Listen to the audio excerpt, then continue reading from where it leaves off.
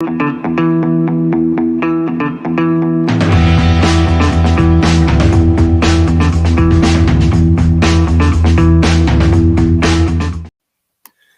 evening. This is Scott Churchson from Tales from the Film Set, and welcome to Spanglish World Network on Zingo TV, channel 250 and 251.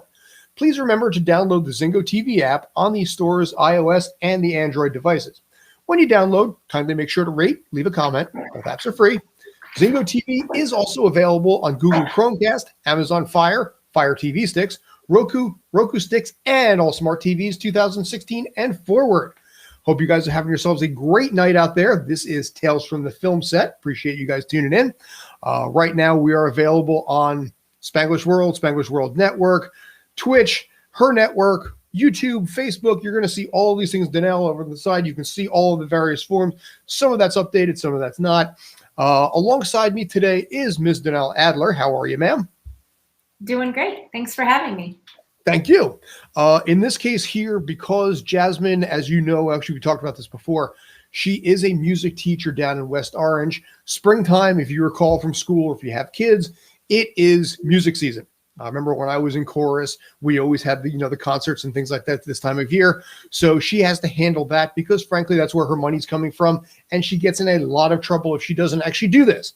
So Danelle Adler has been more than kind enough to actually pinch hit at this point, so I'm grateful for that.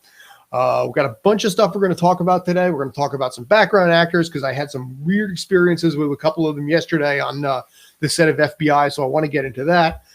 You actually worked on Chicago 7 and also The Undoing, which I never talked about on this show yet, so I want to hit on that. Plus, also, you got a picture with Grover, which I really need to talk about. I'm very curious about that one because if you did anything in Sesame Street up in Queens, I will probably lose my mind. So anyway, how are you? Tell me about yourself. I'm good. And thank you for having me. This is my first time using this platform. It's awesome. Much easier. Yeah, much easier. And you're right. The quality is much better than it is on Zoom. I wish I had a fancy background for you. I've been needing set to me back there too. It's been a little weird with the restream, but anyway. Just sort of a little brief history about myself. So I started out in theater. I had these dreams of grandeur that I was going to earn a living doing theater. And while I was working on an equity contract, I got a call from casting for a show that was actually being done with Ted Danson. And I forget the name of the kid, short guy, Francis Ford Coppola's nephew. Sofia Coppola's son, I believe. Okay. Anyway, this is many, many moons ago. I get a call from a casting company that's not even around anymore. And they say, hey, would you be interested in coming to do this show? And I said, sure. And they said, and listen, since you're in equity, we can go ahead and waiver you for the day. And I'm like, okay, not knowing what a waiver was.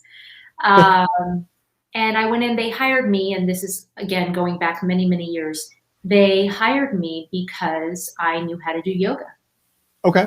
And at that point, not everyone and their mother was doing and/or teaching yoga in New York City. So there I was. God, I have to remember the name of the show. It's so horrible. It's about this kid who goes on Craigslist to become a private investigator. It's not Bored to Death, is it? Bored to Death. Okay, I did find that. Yeah, I had to look it up myself. I remember that one. But Bored to Death. So I get this magical thing called a waiver, and I made more money working on that one day under a union contract than I typically would in a very hard week in this theater contract that I was working on in the city at the time. And I thought, what is this stuff about? And it kind of shot off from there. And as I got to know more and more people and realized what these special abilities were about, the career kind of took off from there. Nice. So yeah, Bored to Death. I remember that was like 2012, I think, or something like that. Yeah. Zach Galifianakis was in it too, I think. There you go. Yeah. Very young Zach. But yes, but a post First Hangover, I think. Anyway, but yeah, okay. So that was wow. I forgot about that. It's been about 9 years at this point. So yes, you're walking into this thing brand new. Yeah. You end up getting a waiver right out of the chute, which may have annoyed certain people because some people in this industry, spend months to even years never getting a single waiver. And you're like, I got this thing. What the heck is this thing? Right. So kudos on that. I, in my time, have never gotten a single waiver ever. Well, So, let's be fair. I had done some other sort of glorified background work up to that point, for basically as favors. So I had either done it for basically craft services, or I had done it for, oh my God, whatever that horrible rate was a million years ago. I think we were getting paid something like $80 for 10 hours. yeah, Or something insane I like remember. that. So I had done that, but really it was just kind of one of those last minute, hey, I'm about to get on the bus. They need people. Don't you live in this neighborhood kind of thing. And I found myself, and for me, I was like, sure, I'll just study my lines. So that was, to be fair, that really was the sort of beginnings. And when I got called to do Bored to Death, they were like, yes, and we'll waiver you. And I'm like, sure. Because I believe in kind of always saying yes, well, within reason. Yeah. There was a saying, I think, by Teddy Roosevelt that said that if someone asks you if you know how to do something and you don't, say yes and get about learning how to do it. Yeah, absolutely.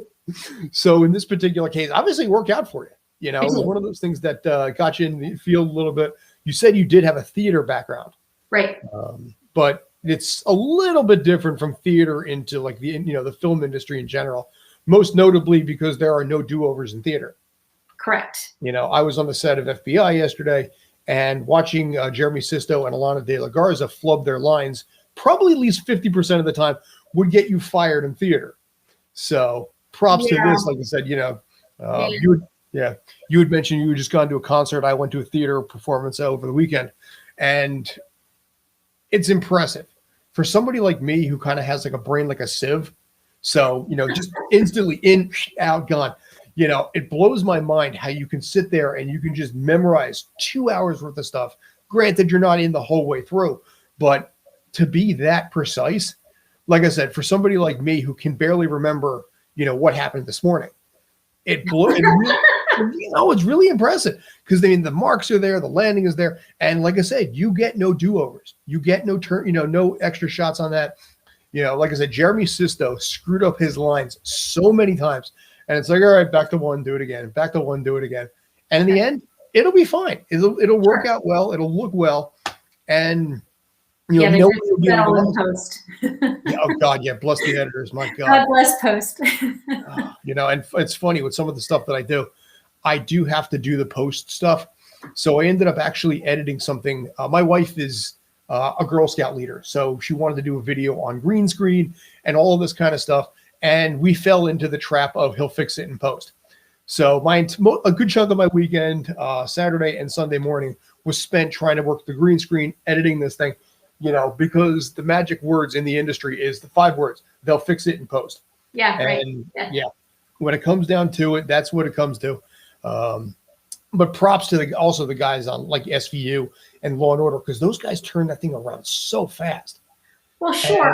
They've been together for, some of those guys. So I've been Law and Order SVU's, one of their stenographers. We'll get to that in a second. So I've been one of their stenographers for probably 5 or 6 seasons. That also kind of happened by accident. Many, many moons ago, I do the thing on Bored to Death, and I'm like, okay, and I register with Central Casting, and I get called to do gallery work on SVU. This is a million years ago. And I said, sure, yeah, why not? And I go on, and their stenographer had not shown up. Don't know what had happened. And someone had, like the second at that point probably had kind of said under his breath, well, where are we going to find someone else who knows how to do stenography like in 5 minutes? And I tapped him. I'm like, well, I have nothing to lose. I'm like, hey, listen, I know how to do it.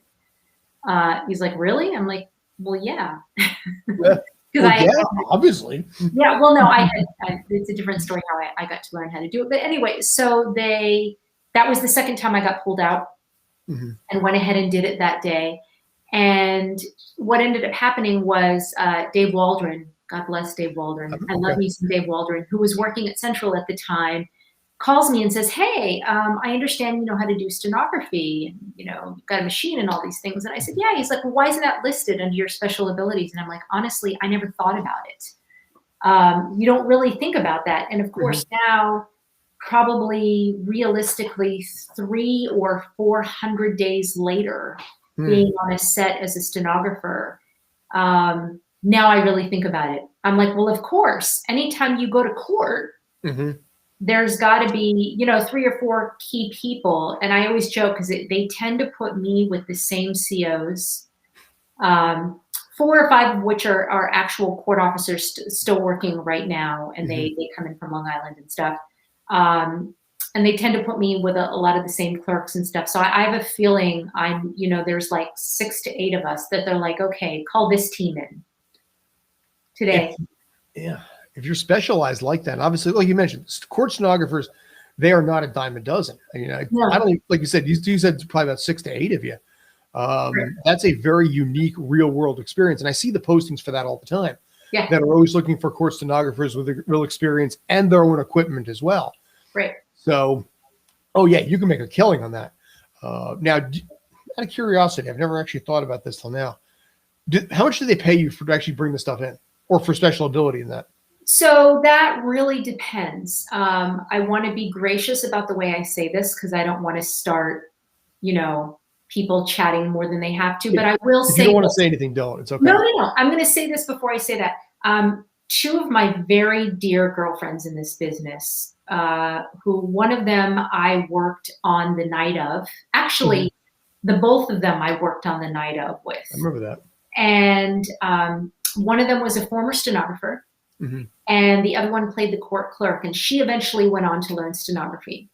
I had said to the both of them, once I started throwing their names out there, I said, listen, do me a favor. Don't ever undercut the rate that I'm asking for to be on set. And don't ever undercut the rate that you're asking for your setup. I said, because once someone feels like, well, you know, if Donnell wants X, but we're just going to say Sally, because I don't really want to name names of my friends. Casting directors I will, because fortunately they've all been very kind to me over the years. I haven't gotten into any blowouts with any of them. Good thing. Not the good ones anyway. Anyway, so we sort of set up this tight-knit community fairly early on. So typically speaking, it really depends on the days. For the night of, which was Dave Waldron, and I think it was one of the first things he did with Waldron Casting when he had just filmed it, he called me up and legitimately said, this is going to be about 24 matching days. And it was HBO, so there was money there. And it was right before my honeymoon, and I'm like, oh, okay. So I cut them a little bit of a break on my daily rate and on the rental of my machine, because I knew it was like 23 or 24 days. It was crazy. And it was also a director who took like 6 room tones and 20 shots of an evidence table. Whatever. He's kind of like the male version of Nick Myers. Ridiculous. Yeah. So our days were stupid long. If we worked a 12-hour day, it was like, oh, wow, we had an easy day today. Most of our days were, 15 hours and 52 minutes, and I'm sure you know the reason behind that. But yeah, so it's, I've always tried to be, very grateful and very gracious when it comes to stuff like that. But suffice to say, yes, I do get paid more. And there have been times when I've been asked to consult as well because of my real world experience. And then we talk about little bumps from there. How fast can you type? It really depends. It really, really depends. Well, here's a little secret that I'll let in on you. So, it's always fascinating being at the front of the courtroom because you are right there. Like it's all the principals and you and most of the time the director. And because of that, I've been so blessed. I've gotten a chance to chat with the very best of the best. And, they all have kind of the same questions and how do you do it and show me this. So the secret is this, and I don't know what my fellow stenographers do, but stenographers, By the way, Works. Raul Esparza, God bless Mhm. him, on SVU, who I love, is one of my favorite humans on the planet, coined the term stenographizing. Okay. So that's what we do on set, we stenographizers. We stenographize. Perfect. It's a verb. We'll roll with it. Right, right. Earl Sparza is a, yeah. I was really bummed when actually he left the series. Now he's back a little bit right now. Yeah, I know, he is back a little bit. So what typically happens is, if I'm in marking rehearsal, which tends to happen a lot, Mhm. I try not to pay too much attention to the words. Mhm. And then normally our first run through, I will definitely record the way I normally would if I was in Mhm. court.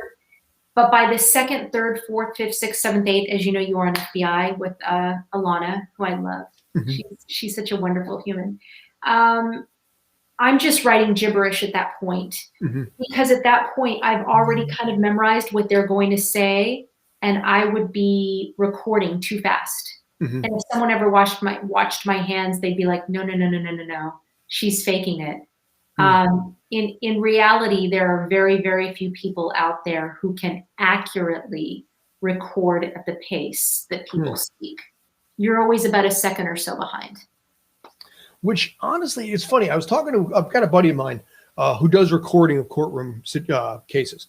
Uh-huh. So he's that guy. And he referred to stenographers as basically, I forget what he said, but something about, typing like you're on crack. Because again, it's just so quick. But it's funny because this is actually filling in a couple of holes that I had as a question, just in general now. Right. Because you said you're about a second behind.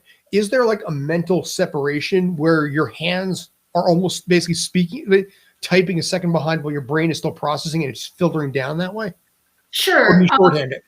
Well, there's a few things. So first of all, you are not literally typing word for word for word for word. It's shorthand, right? Okay. That's why when you look at the keys, there's no letters, no numbers, no nothing. Mhm. If you ever, next time you're on a set in a courtroom, if you can catch a quick glance at the steno machine, take a look at it, Hmm. and you'll see that there's nothing there, at least nothing that you would recognize. So it's a series of shorthand, and yeah, I think it's like anything else. So I know how to ear prompter. I Okay. had to do that because I work as an MC and as a presenter. So, it's much like that. You're not saying word for word as it's going along. I think the brain is a magnificent thing, and it just understands how to be 1 second behind, Hmm. but still be able to record it, understand it, say it out loud. I liken it to that. And be able to read it back when you have to. Right, read it back when you have to. Well, things have changed drastically from the time that I did it, part-time as a profession. That particular time, we would go home, we would go through our notes, we would make corrections, and then we would turn everything in on paper. Mm-hmm. Now everything is Bluetooth, to where, it's a much different type of machine. The Bluetooth is going to the judge, so they don't have to take as many notes. And there's actually software to help make the corrections. However, it's like anything else. It's much like if you're using, autofill, Mm-hmm. or if you're using something that's doing grammar and spell check. Sure, but God help you if you have, uncommon phrases or names or that kind of thing. I did not expect the conversation to go in this way, but I'm loving it. This is all this kind of stuff that I never even thought about, So thank you. I appreciate it. Yeah, absolutely. Start teaching a class on this kind of thing. But yeah, like you said, in this case, there's only a few of you. Right. And because there are so many legal and police procedurals in the New York area, Sure. Everything Dick Wolf's got, which is 4 different things, I think, right now. 5th upcoming. Because he's got the Law and Order Hate Crimes is coming up. He's got another Law and Order where he's going to play, where there's a defense attorney instead of prosecution. So that's 6 in this case. Oof. Plus, Blue Bloods, plus, everything else that's out there. There's plenty of work to be found that way. Oh, sure.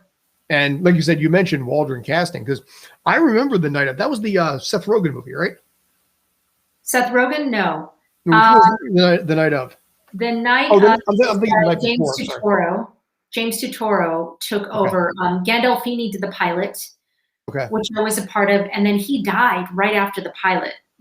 5 years from now. Right. And then they had De Niro on schedule to take over for Gandolfini. And then he got super caught up with Nancy Myers in the intern, because Nancy is like more than meticulous. She is, she's at that level where they have to remind her that children need to eat on set. You cannot go 10 hours without letting a child eat. And I'm not saying something that's not widely known in the industry. On the intern, I think she went to the hospital a couple of times from exhaustion. Really? And still kept going. So, I mean, whatever. I mean, you know, much like Michael Zalian in The Night Of, you know, some people, I guess, really thrive off of working insane amounts of hours and having their cast and crew do that as well. I've never quite understood it, because I see someone like Steven Spielberg come in and, you know, granted, much like the people on Law and Order, if you're working with the same people for 30 years, they got you, right? They're going to come in, they're going to light it beautifully. The set is going to be the way you want it. All you should really have to do, if you're working with good people, is show up, point, yell rolling, you know, get a couple of takes in every direction, or block shoot, or do whatever you're going to do, and then call it a day. I mean, you know, the difference in that, I did a period piece with Steven Spielberg, and I think he was physically on set. I think we physically rolled for 4.5 or 5 hours. You know, I have never experienced anything like that before. And we were done. It took us longer to go through the works to get on set than we actually were on set that day. We had that same thing with like Steven Soderbergh with the Nick. Oh God, Steven's the Energizer Bunny. Dude, yeah. And he does his own editing. He does his own cinematography. He does everything on his own. And there would be crew days where we'd be like, all right, 7 hours, bye, we're out. You know, you'd be done at like 3:30 on a Friday. Yeah. It was great. You know? Yeah, no Fratter days with him. What did I do with him? Bitter Pill. Yes. Was the name, again, is their stenographer. Rudy Mara. And, you know, I remember looking at the sides going, okay, this is an 8-page day. This is going to be a long day. And sure as shoot, 7 hours later, it was the martini. I'm like, what are you talking about? This is, you know, I mean, that's faster than shooting French hours. I don't know if you've ever worked on a set where they shoot French hours. Tome Order, or Severance, actually is the real name of it. They operate on French hours. Okay, which I love. I love it. Oh my God, yeah. We did that for The Undoing. And it was so delightful because everyone knew what time they were going to be done every day. I mean, we just counted 12 up from crew call. You know, and the beautiful thing about French hours is, yeah, you do know what time you're done. You'll make a few, you'll make some penalties in there. You'll make some money back that way.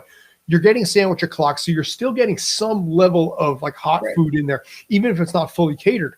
But you, like I said, you know what time you're going to be out, and by God, they hit that every time. Oh, sure. With Severance, Tome Order is the name, the public name. Severance is the real name. We would have days on there that would, ironically enough, start at 7:30 at night on a Friday as crew call, and be done at 1:30 in the morning, Saturday morning. Sure. So absolutely, because it's just like boom, boom, boom, get in, get out. You know, Ben Stiller in this case was just like, this is what I want, this is what we're going to do, and then do it, get out. And you're just like, did they call Martini already? Yeah. It's glorious. It's fantastic on The Undoing, which of course had this incredible cast, and everyone came in perfectly rehearsed. I kid you not when I say that the typical day was 12 to 14 pages. And we got through it in 12 hours. Okay. I mean, you know as well as I do, if you're looking at 12 to 14 pages in a day, now granted, they would typically be all one scene. Because again, I'm in the courtroom. But even in the courtroom, even being all one scene, I mean, I don't think people quite understand what a feat it is to shoot 12 to 14 pages in a day. Yeah. In 12 hours, which we all know is not really 12 hours, because by the time you figure out people kind of skipping in and out for sandwiches and hot food when it does come out and all these things, let's say you're working on more like a 10-hour day or even a 9-hour day. It is a pretty spectacular feat. And I was wildly impressed. with how much they got. And like you said, by golly, come like 5-10 minutes before camera wrap was to hit that hard 12. Mm-hmm. It didn't matter what was going on. We were done. Yep. They But just they got it done, and there was Hugh and Nicole and all and Noma and all these amazing humans, and they just came in, rehearsed.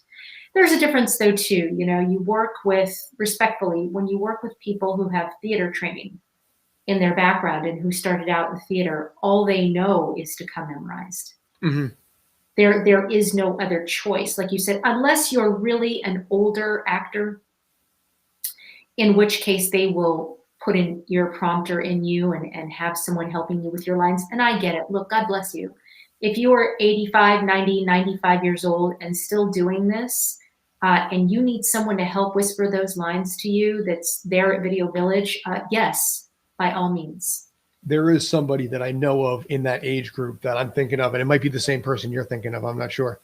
But it's amazing because, yeah, they have to use a teleprompter. They have to have it in their ear. But it's still, when they get the line right, perfect. It's amazing. It's mesmerizing to watch. Sure. And I went through that on a project that I worked with on recently. Mm-hmm. And yeah, he was still phenomenal to watch. Mm-hmm. But yeah, and they do that in the theater as well. They really do. They have to, because like you said, the possibility of having, especially when people do like one character heavy shows, mm-hmm. to ask someone who's of a certain age, you know, to be off script in 2 or 3 weeks when they've got an hour and a half worth of dialogue. Mm-hmm. It's not easy the older you get. So there are definitely ways around that. And that's one of the tricks of the trade. And I am not going to tell you who, because it is not fair. But he was phenomenal when you saw him in person. You wouldn't even know. I have a suspicion on, basically it's one of two possible names on this. But again, the general rule for this show is that if it's somebody positive, we mention the name. Yeah. If it's somebody that's negative, we do not mention the name. We may mention the situation. Yeah. We may mention the story behind it, but we will not drop the name. That happened once. I'm not letting that ever happen again. Yeah. So, but I was just more curious for my own edification. Yeah. But yeah, so, okay. So right now we are about halfway in already. It's already almost 9:30. Wow. You can find us always on Twitter at Film Set Tales and on Facebook at Tales from the Film Set. Alongside me today is Miss Danelle Adler, theater, stenographer, and also someone who was on the trial of Chicago 7. An Aaron Sorkin series that we have not talked about on this show, that filmed predominantly in New Jersey, which, as you know, being in New Jersey, I am never lucky enough to get. I think I complained about this last week with Rob Stats, where, you know, all the local stuff, all the stuff all the way out in Long Island or upstate New York, that's the stuff I end up getting. So in your case, you spent a lot of time out more in my turf here. 3 weeks. I'm curious in this case, you know, how was that shoot? I mean, it is a period piece. It did, you know, was nominated for an Academy Award or a few in there as well. Right. So I guess let's start with the fact that the people at Grant Wolfley have been so lovely to me. There are people at Grant Wolfley that will call me 3 months ahead of time to book me as their stenographer. Nice. Especially for things that are like the trial of Chicago 7, because they needed us for 3 weeks. Mm-hmm. And again, this is one of those things that you can't be gone. That's the interesting thing about playing front of the house when you're in court. If you are in the jury, if you are the stenographer, if you are the clerk, if you are a CO, there is no, oh, by the way, yeah, I can't be here one of those days. Yeah, so I actually got called to do that probably 2 months ahead of time. Mm-hmm. And I was thrilled to do it. And I went in, and right from the very beginning, it was an amazing experience. The wardrobe was out of control, amazing. It's 1968. Mm-hmm. And the wardrobe people were super on point. The woman who was doing my hair, Saban, actually won an Emmy for being the lead hair person on Pose. Okay. And what she did, I have pictures of it, I'm sure, either on Facebook or somewhere. But what she did to my hair every day was just, I mean, I was 2 hours in the hair and makeup and wardrobe every day, and probably another 20 minutes pulling pins out of my hair every night. But it was so worth it. So that experience was pretty incredible from beginning to end. I actually was not even in New York at the time, New York City anyway. I was in Rochester. Okay. I split my time. So I had some very, very gracious friends who said I could stay with them there in Lincoln Park. So the commute actually from Lincoln Park Sure. to oh my God, I just lost it. You said Patterson before the show. Patterson. So yeah, scenic Patterson. I never made it to the falls, but anyway, so that commute was lovely, and we started very early most mornings. So being on 80 at dark 30 in the morning wasn't an issue. Aaron from the very beginning could not have been a more gracious, more lovely person. He sat. He would come and talk to everyone every day, whether it was on set or on holding or whatever, and really go through what was going on in the time period. This is a man who clearly does not need to be, introduced. Most people know who Aaron Sorkin is, but, he shows up in his sneakers and his jogging suits and stuff every day. And I'm like, all right, well, I guess it's Aaron Sorkin. And we were chatting about Rochester as well, because he went to Syracuse University, which I did not know. I know that now. But, the amount of detail that he spent and took, just getting to know everyone every day and making sure it was super harmonious. And also the things that he left to element of surprise made it such an exceptional set to be on. And as you know, maybe you do. I don't know how much time you've spent doing, weeks and weeks on the same project. But you get to about day 5 with humans where you're working 12 to 16, 17, 18. Actually, I think our last day on set was almost 18 hours. That was interesting. And these become your family. They really, really do.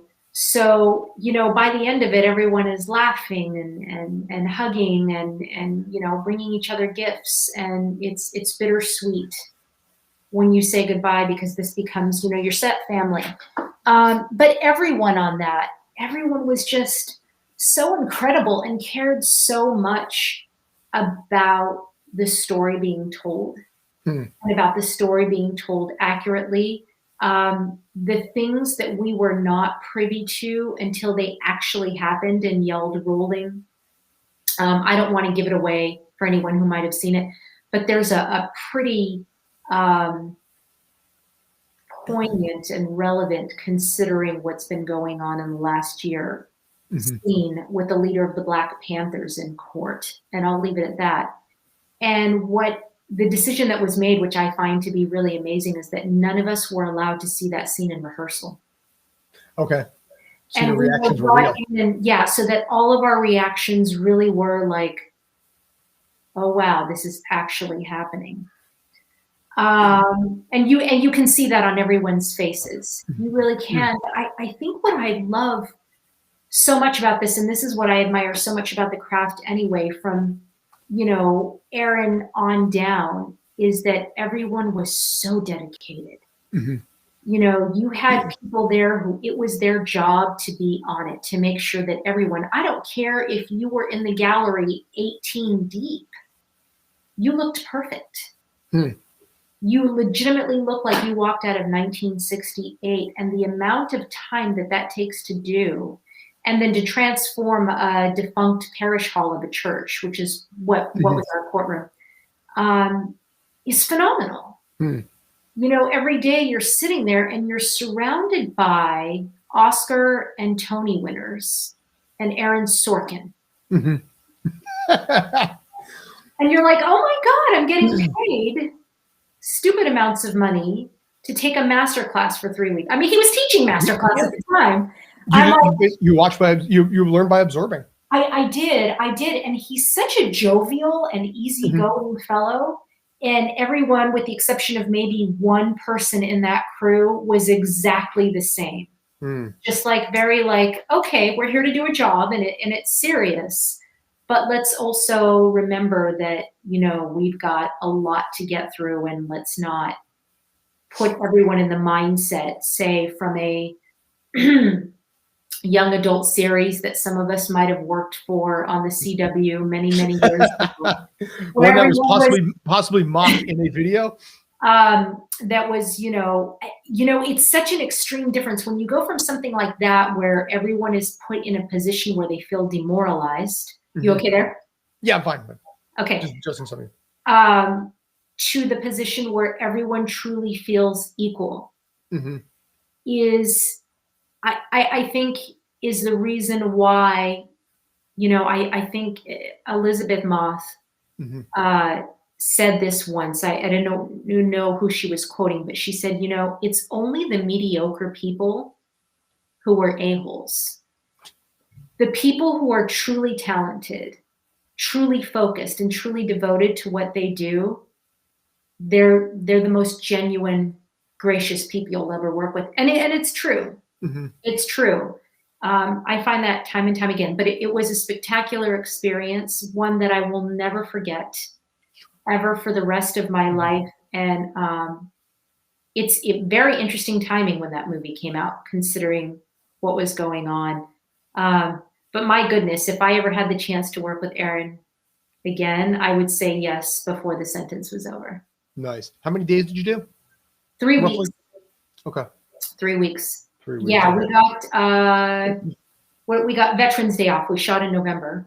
Okay. The November before COVID started. So I guess we're talking November of 2019. We wrapped right before Thanksgiving. And yeah, it was a phenomenal experience. Nice.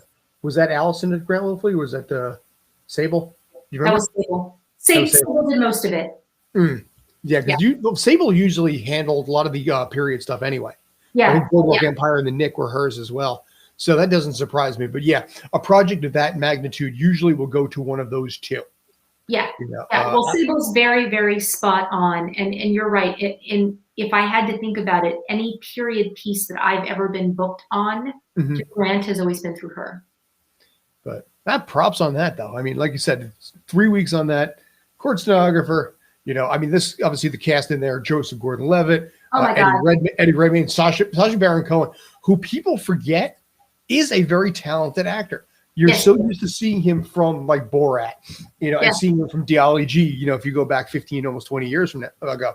But you forget the level of talent and skill that someone like he actually has. You know? And I'll tell you something about him that I found to be so beautiful, because I know my faith is really important to me. Come sundown at Shabbos, that was it. He had his rabbi there. He was not working past sundown on Friday. Even our last day, which I think started at noon on Friday, and I want to say we wrapped at something like 6 a.m. that following Saturday. Yeah, that was crazy. Been there. He was gone. It didn't matter. Like, it was very clearly understood that his faith came first and his devotion to his faith. And I'm like, good for you, sir. Sure. No matter what I think of him as an actor or as a human or whatever, doesn't matter. But I have so much respect for him. After moral guns on that. Absolutely. Absolutely. Yeah. Sometimes, and it's funny, sometimes in the industry, in any industry, certain people don't get it. Switching over to baseball, there was a player for the Mets that refused to play a playoff game because it was Yom Kippur, and he got a little heat for it. So I can see some similarities there. Sure. Sean Green, if I remember right. But yeah, for people like him, I mean, you had Frank Langella there, like I said, Eddie Redmayne, who's very, very method, and you see somebody like Sacha Baron Cohen, and it's almost, there's an aura, I think, that comes off certain people like that. Yeah. You know, where you see something and you kind of get sucked in a little bit by the energy that they're just naturally giving out. Yeah. Weirdly enough, I think also Tom Selleck gives off a weird energy like that, where you have to be like mentally prepared to be in that presence. And for what you're talking about with Chicago 7, you know, a lot of, well, yes, it was long hours and it was very much out of the zone, being all the way out in Patterson versus New York, which a lot of people are used to. All of that trickles down from the top. So how Aaron Sorkin handles that, how people like Steven Spielberg, you mentioned before, Steven Soderbergh, how they end up handling it trickles down to the Sure. entire crew. Yeah. And conversely too. I mean, there have been shoots where you have just nightmare people at the top, and it's just a very demoralizing set. Sure. Sure. There I is mean, even the background, the lead background guy, Skydell, Alex, who comes from Blind Spot. That was another, man, I stood in on that. And that was another, those were crazy long. We'll talk about that another day maybe.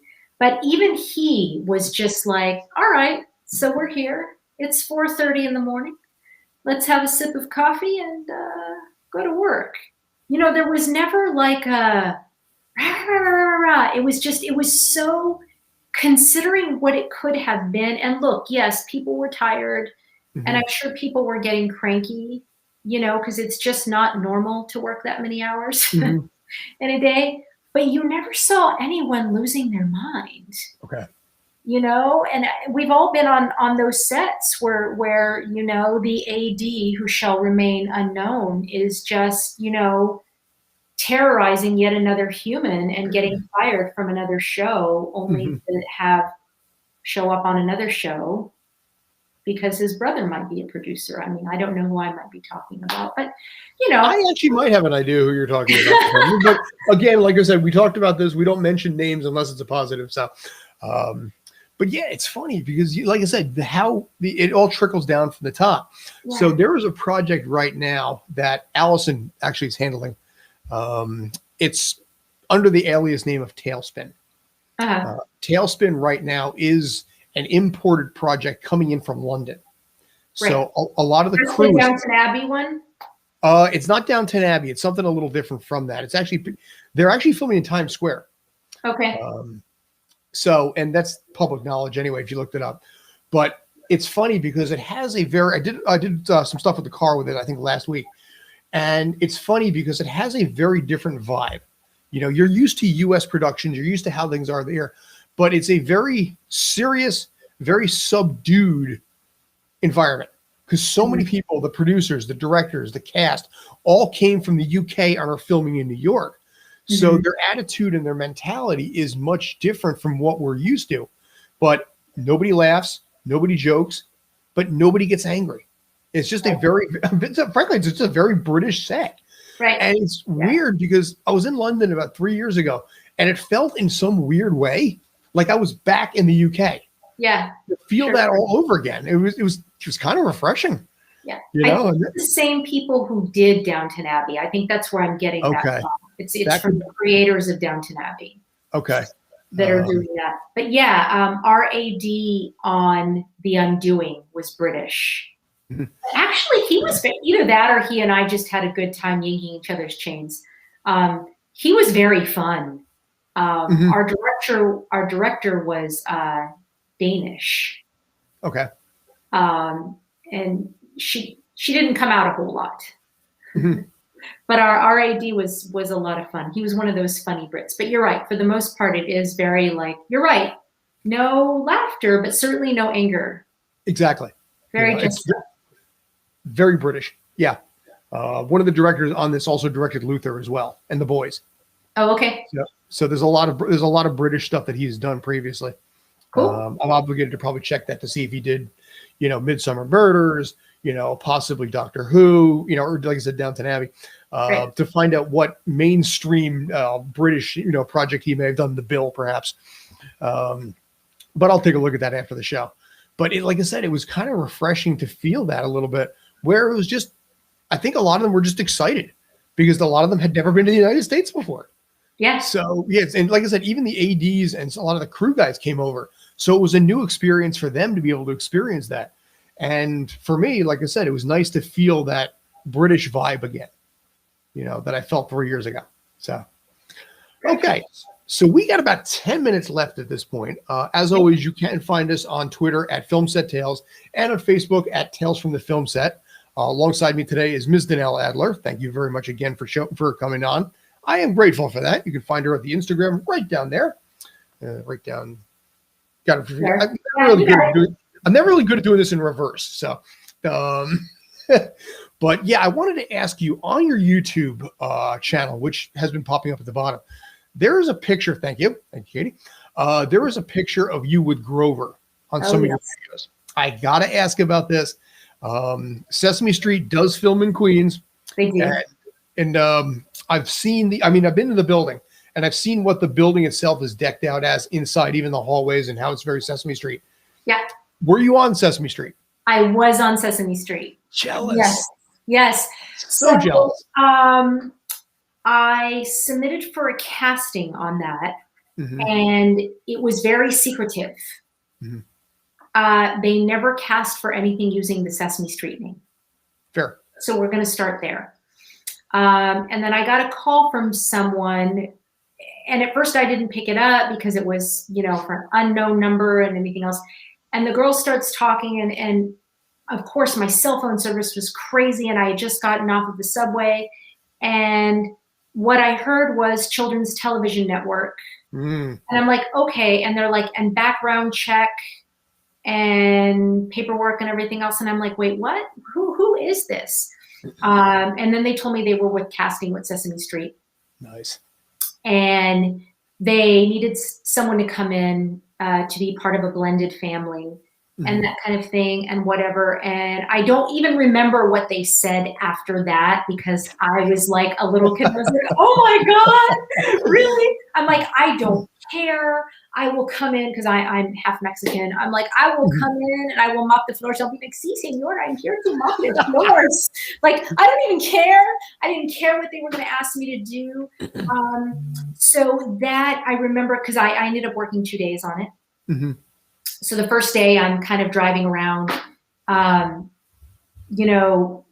going in for my fitting and everything else. And then I come back, and I remember that morning very specifically. I skipped out of my apartment building, and I skipped to the subway, and I got there, and I was like a little kid.